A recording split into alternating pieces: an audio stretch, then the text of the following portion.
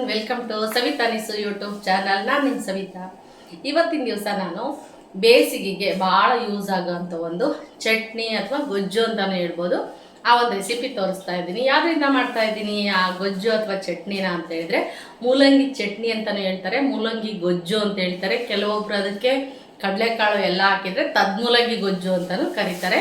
ನಾನಿಲ್ಲಿ ಆ ಥರದ ಒಂದು ರೆಸಿಪಿನ ಮಾಡ್ತಾ ಇದ್ದೀನಿ, ಅದು ಮೂಲಂಗಿ ಚಟ್ನಿ ಮಾಡ್ತಾ ಇದ್ದೀನಿ.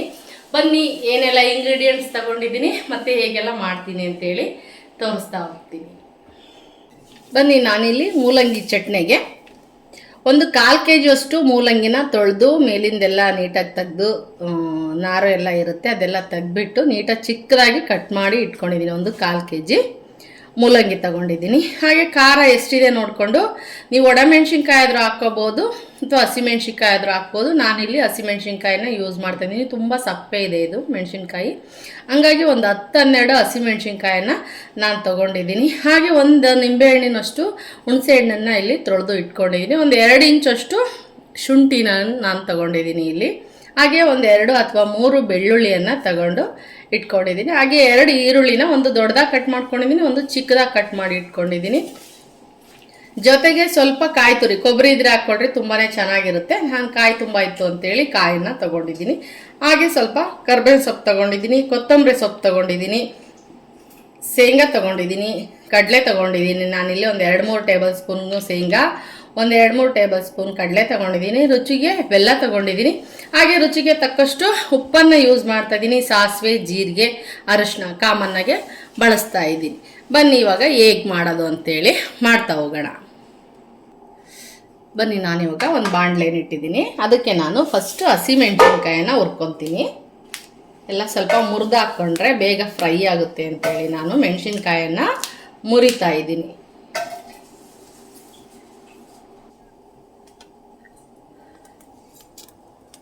ಬನ್ನಿ, ನಾನಿಲ್ಲಿ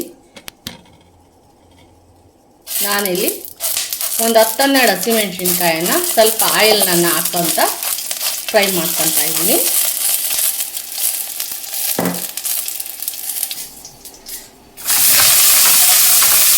ನಾನು ಇದನ್ನು ಸ್ವಲ್ಪ ರೋಸ್ಟ್ ಆಗೋಂಗೆ ಹುರ್ಕೊತೀನಿ. ಆಮೇಲೆ ಬೇರೆ ಇಂಗ್ರೀಡಿಯೆಂಟ್ಸನ್ನು ಹಾಕಿ ನಾನು ಫ್ರೈ ಮಾಡ್ತೀನಿ. ಬನ್ನಿ, ಇವಾಗ ಇದಕ್ಕೆ ಶೇಂಗಾ ಹಾಕ್ಕೊಂಡು ಫ್ರೈ ಮಾಡೋಣ.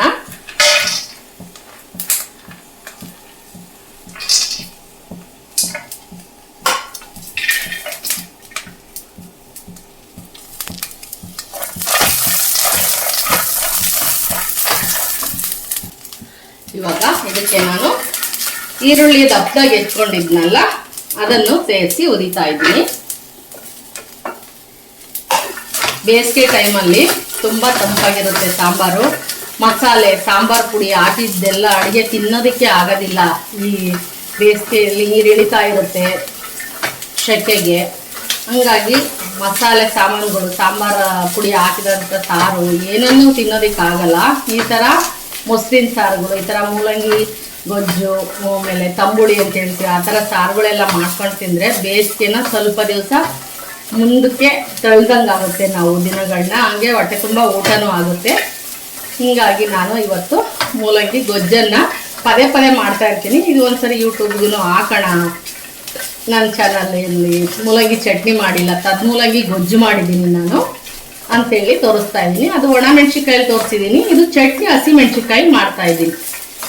ಬನ್ನಿ, ಇವಾಗ ಕರ್ಬೇವಿನ ಸೊಪ್ಪು ತೊಗೊಂಡಿದ್ದೀವಲ್ಲ, ಇವಾಗ ಅದಕ್ಕೆ ಸ್ವಲ್ಪ ಜಾಸ್ತಿನೇ ಹಾಕ್ತಾ ಇದ್ದೀನಿ ನಾನು. ಕರ್ಬೇವಿನ ಸೊಪ್ಪು ಎಳೆದಿತ್ತು, ಹಂಗಾಗಿ ಸ್ವಲ್ಪ ಜಾಸ್ತಿನೇ ಇಲ್ಲಿ ಹಾಕ್ತಾ ಇದ್ದೀನಿ ಕರ್ಬೇವಿನ ಸೊಪ್ಪನ್ನು.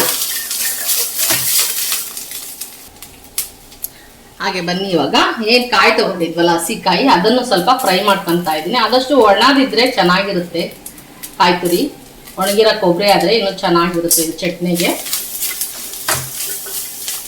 ಹಾಗೆ ಜೊತೆಗೆ ಸ್ವಲ್ಪ ಕಡಲೆನೂ ಕೂಡ ಬಾಡಿಸ್ಕೊತಾ ಇದ್ದೀನಿ, ಒಂಥರ ಟೇಸ್ಟಿಯಾಗಿರುತ್ತೆ. ಹಾಗೇನೂ ಹಾಕ್ಬೋದು. ಸ್ವಲ್ಪ ನಾನು ಎಲ್ಲ ಸ್ವಲ್ಪ ಫ್ರೈಗೆ ಹಾಕ್ಕೊಂಡು ಚಟ್ನಿನ ಮಾಡ್ತಾಯಿದ್ದೀನಿ. ಮಿಕ್ಸ್ರೂ ಇದನ್ನು ತಿನ್ಬೋದು ಅಂತ ಹೇಳ್ಬಿಟ್ಟು ಮಾಡ್ತಾಯಿದ್ದೀನಿ. ಉಳಿಸ್ಕೊಂಡು ಇನ್ನೊಂದು ಊಟಕ್ಕೂ ತಿನ್ಬೋದು ನಾವು, ಸ್ವಲ್ಪ ಫ್ರಿಜ್ಜಿಗೆ ಎತ್ತಿಟ್ರೆ. ಹಾಗಾಗಿ ಎಲ್ಲನೂ ಬಾಡಿಸ್ಕೊಳ್ಳೋಣ. ಇದು ಮತ್ತೆ ಕುದಿಸೋ ಅಂಥ ಸಾರಲ್ಲ, ಇದು ಕುದಿಸ್ಬಾರ್ದು. ಹಂಗಾಗಿ ನಾನು ಇವಾಗಲೇ ಎಲ್ಲನೂ ಸ್ವಲ್ಪ ಫ್ರೈ ಮಾಡ್ಕೊತಾ ಇದ್ದೀನಿ. ಹಾಗೆ ಬೆಳ್ಳುಳ್ಳಿ ತೊಗೊಂಡಿದ್ವಲ್ಲ ಅದನ್ನು ಹಾಕ್ತಾ ಇದ್ದೀನಿ ಇಲ್ಲಿ. ಹಾಗೆ ಶುಂಠಿ ತಗೊಂಡಿದ್ವಲ್ಲ ಅದನ್ನು ಇಲ್ಲಿ ಬಳಸ್ತಾ ಇದ್ದೀನಿ. ಇದೆಲ್ಲನೂ ಸ್ವಲ್ಪ ಫ್ರೈ ಮಾಡ್ಕೊಳ್ಳೋಣ.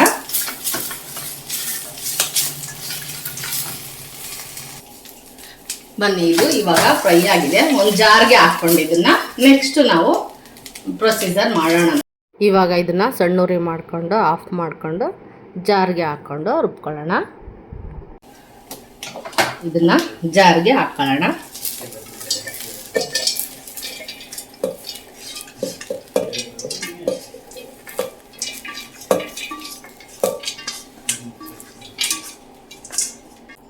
ಹಾಗೇನೆ ನಾನು ಮೂಲಂಗಿ ಎಲ್ಲ ಹಚ್ಕೊಂಡಿದ್ನಲ್ಲ ಅದನ್ನು ಕೂಡ ಹಸಿ ವಾಸನೆ ಹೋಗೋ ಥರ ಬಾಡಿಸ್ಕೊಂತೀನಿ. ಜಾಸ್ತಿ ಉರಿಯಲ್ಲ, ಸ್ವಲ್ಪ ಹಸಿ ವಾಸನೆ ಹೋಗೋ ಥರ ಸ್ವಲ್ಪ ಫ್ರೈ ಮಾಡ್ಕೊತೀನಿ. ಇದಕ್ಕೂ ಸ್ವಲ್ಪ ಎಣ್ಣೆನ ಹಾಕೋಣ. 1 ಟೇಬಲ್ ಸ್ಪೂನ್ ಅಷ್ಟು ಸಾಕು.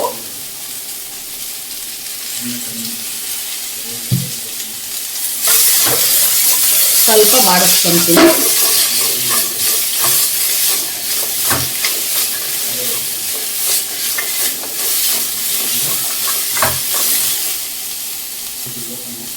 ಸಾಕು, ಇದು ಆಫ್ ಮಾಡೋಣ ಸ್ಟವ್.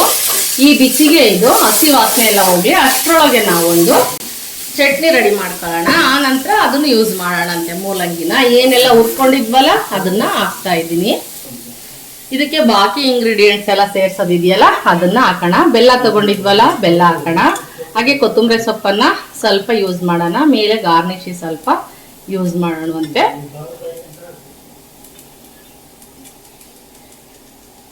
ಒಗ್ಗರಣೆಗೆ ಕರಿಬೇವು ಸೊಪ್ಪು ಇರಲಿದ್ದು. ಇವಾಗ ಇದಕ್ಕೆ ರುಚಿಗೆ ತಕ್ಕಷ್ಟು ಉಪ್ಪನ್ನ ಹಾಕ್ತಾ ಇದ್ದೀನಿ. ಅಳತೆ ನೋಡ್ಕೊಂಡು ಹಾಕ್ಕೊಳ್ರಿ. ನಾನಿಲ್ಲಿ 1 ಟೇಬಲ್ ಸ್ಪೂನ್ ಅಷ್ಟು ಉಪ್ಪನ್ನ ಹಾಕ್ತಾ ಇದ್ದೀನಿ. ಸ್ವಲ್ಪ ಜೀರಿಗೆನ ಹಾಕ್ಕೊತೀನಿ. 1 ಟೇಬಲ್ ಸ್ಪೂನ್ ಅಷ್ಟು ಜೀರಿಗೆ. ಇದು ಜೀರ್ಣಶಕ್ತಿಗೆ ತುಂಬ ಒಳ್ಳೆಯದು ತರಕಾರಿ. ಇದೆಲ್ಲ ಹಾಕುವಂಥ ವಸ್ತುಗಳೆಲ್ಲ ಜೀರ್ಣಕ್ರಿಯೆಗೆ ತುಂಬಾನೇ ಯೂಸ್ ಆಗುತ್ತೆ.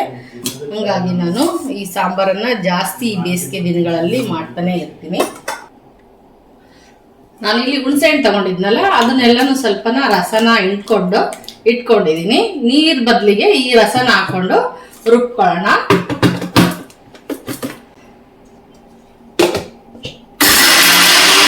ಈ ಹುಣಸೆ ರಸನ ಹಾಕ್ತಾ ನಾವು ಚಟ್ನಿನ ರುಬ್ಕೊಳ್ಳೋಣ. ನೀರು ಬೇಕು ಅಂದ್ರೆ ಸ್ವಲ್ಪ ನೀರನ್ನು ಇದಕ್ಕೆ ಸೇರಿಸ್ತಾ ರುಬ್ಬೋಣ. ನೋಡಿ, ಈ ತರ ಆಗಿದೆ ಚಟ್ನಿ. ಇವಾಗ ಇದಕ್ಕೆ ನಾನು ಏನು ಮೂಲಂಗಿ ಹುರಿದಿಟ್ಕೊಂಡಿದ್ನಲ್ಲ ಅದನ್ನ ಸೇರಿಸೋಣ. ಇನ್ನು ಹೆಚ್ಚಿಗೆ ಮೂಲಂಗಿ ಇದ್ರೂ ನೀವು ಬಳಸ್ಕೋಬಹುದು. ನಾನಿಲ್ಲಿ ಇಬ್ಬರೇ ಇರೋದ್ರಿಂದ 1/4 kg ಅಷ್ಟು ಮೂಲಂಗಿನ ತಗೊಂಡಿದ್ದೀನಿ. ಇದನ್ನ ತರಿಯಾಗಿ ರುಬ್ಕೊಳ್ಳೋಣ. ಎಲ್ಲ ಹಾಕಿರೋ ಅಂತ ವಸ್ತುಗಳೆಲ್ಲನೂ ಅಂದ್ರೆ ಕಾಯಿ ಕಡಲೆ ಎಲ್ಲನೂ ನುಣ್ಣಗಾಗಿದೆಯಲ್ಲ, ಇದನ್ನ ಸ್ವಲ್ಪ ತರಿಯಾಗಿ ಮಾತ್ರ ಮಿಕ್ಸಿ ಮಾಡ್ಕೊಳ್ಳೋಣ. ಒಂದ್ಸರಿ ಸ್ಪೂನಲ್ಲಿ ಮೇಲೆ ಕೆಳಗೆ ಮಾಡ್ಕೊಂಡು ಒಂದ್ಸರ್ತಿ ಮಾಡ್ಕೊಳ್ಳೋಣ. ತುಂಬಾ ಚೆನ್ನಾಗಿರುತ್ತೆ, ಅನ್ನಕ್ಕೂ ಚೆನ್ನಾಗಿರುತ್ತೆ, ಮುದ್ದೆಗೆ ಚೆನ್ನಾಗಿರುತ್ತೆ. ಸ್ವಲ್ಪ ತುಪ್ಪ ಹಾಕೊಂಡು ತಿಂತಾ ಇದ್ರೆ ಆಹಾ. ನೋಡಿ, ನಾನಿಲ್ಲಿ ಈ ತರ ರುಬ್ಕೊಂಡಿದ್ದೀನಿ. ಅತೀ ನಯಸ್ಸಿಲ್ಲ, ಒಂದು ಸಣ್ಣದಾದ ತರಿ ತರ ರುಬ್ಕೊಂಡಿದ್ದೀನಿ. ಇವಾಗ ಇದಕ್ಕೆ ಒಂದು ಒಗ್ಗರಣೆ ಮಾಡೋಣ. ಬನ್ನಿ, ಇದಕ್ಕೆ ಒಗ್ಗರಣೆ ಮಾಡೋಣ. ಒಂದು 2-3 ಟೇಬಲ್ ಸ್ಪೂನ್ ಅಷ್ಟು ಎಣ್ಣೆನ ಹಾಕೊಳ್ಳೋಣ. ಸ್ವಲ್ಪ ಎಣ್ಣೆ ಕಾಯಿಲಿ. ಸಾಸಿವೆ ಜೀರಿಗೆನ ಹಾಕೋಣ. ಏನು ಕರಿಬೇವು ಸೊಪ್ಪು ತಗೊಂಡಿದ್ವಲ್ಲ ಅದನ್ನ ಹಾಕೋಣ.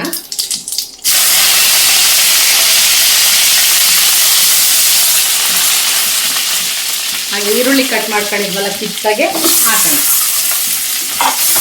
ಇವಾಗ ಇದಕ್ಕೆ ಒಂದೇ ಒಂದು ಚೂರು ಚಿಟಿಕೆಯಷ್ಟು ಅರಿಶಿನ ಹಾಕೊಳ್ಳೋಣ. ಹಾಗೆ ಸ್ಟವನ್ನು ಆಫ್ ಮಾಡಿಬಿಡೋಣ. ತುಂಬ ಬಾಡಿಸ್ಬಾರ್ದು. ಈರುಳ್ಳಿ ಬಾಯಿಗೆ ಕರಿ ಅಂತೇಳಿ ಸಿಗಬೇಕು, ಜಗದ್ರೆ ಒಂದು ಸ್ವಲ್ಪ ಮೆಲ್ಟ್ ಆಗಬಾರ್ದು. ಹಂಗಾಗಿ ಈಗ ಆಫ್ ಮಾಡ್ಕೊಂಡಿದ್ದೀನಿ.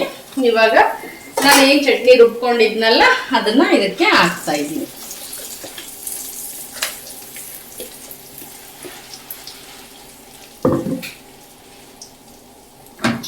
ಒಂದ್ಸರಿ ಎಲ್ಲ ಮಿಕ್ಸ್ ಮಾಡಿ ಒಂದು ಬೌಲಿಗೆ ಹಾಕೋಣ. ಮುದ್ದೆಗೆ ಬೇಕು ಅಂದರೆ ಸ್ವಲ್ಪ ನೀವು ನೀರನ್ನು ಹಾಕ್ಕೊಂಡ್ರಿ, ಇಲ್ಲ ನಾವು ಅನ್ನಕ್ಕೆ ಅಂತ ಹೇಳಿದ್ರೆ ತುಪ್ಪ ಚಟ್ನಿ ಅನ್ನ ಕಲಿಸ್ಕೊಂಡ್ರೆ ತುಂಬಾ ಟೇಸ್ಟಿಯಾಗಿರುತ್ತೆ. ಇವಾಗ ಚಟ್ನಿ ರೆಡಿ ಆಯಿತು. ಮೇಲೆ ಸ್ವಲ್ಪ ಕೊತ್ತಂಬರಿ ಸೊಪ್ಪನ್ನು ಹಾಕಿ ಮಿಕ್ಸ್ ಮಾಡಿ ಕೆಳಗೆ ಇಳಿಸೋಣ. ಚಟ್ನಿ ರೆಸಿಪಿ ಮುಗೀತು. ಟೇಸ್ಟ್ ಹೇಗೆ ಬಂದಿದೆ ಅಂತೇಳಿ ನಾನು ತೋರಿಸ್ತೀನಿ.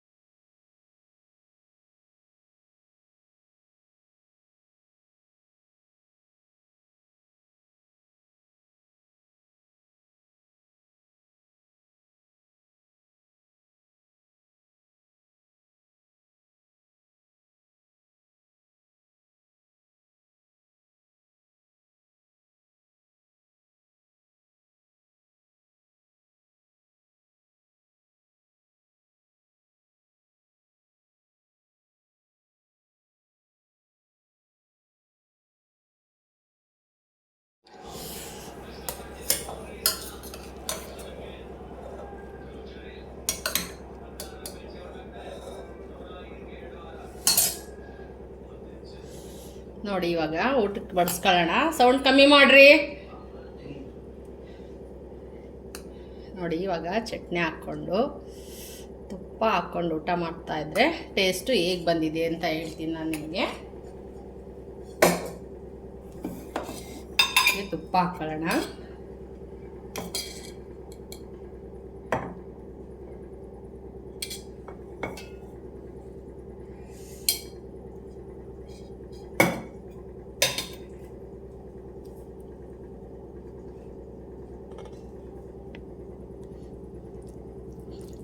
ಕಲಿಸ್ಕೊಂಡು ಊಟ ಮಾಡ್ತಾ ಇದ್ದರೆ ಆಹಾ ಸೊಗಸಾಗಿರುತ್ತೆ. ತುಂಬಾ ಬಿಸಿ ಬಿಸಿ ಅನ್ನನ ಈ ಥರ ಕಲಿಸ್ಕೊಂಡು ಈ ಥರ ಎಲ್ಲ ಕಲಿಸ್ಕೊಂಡು ಟೇಸ್ಟ್ ನೋಡೋಣ ಹೇಗೆ ಬಂದಿದೆ ಅಂತೇಳಿ.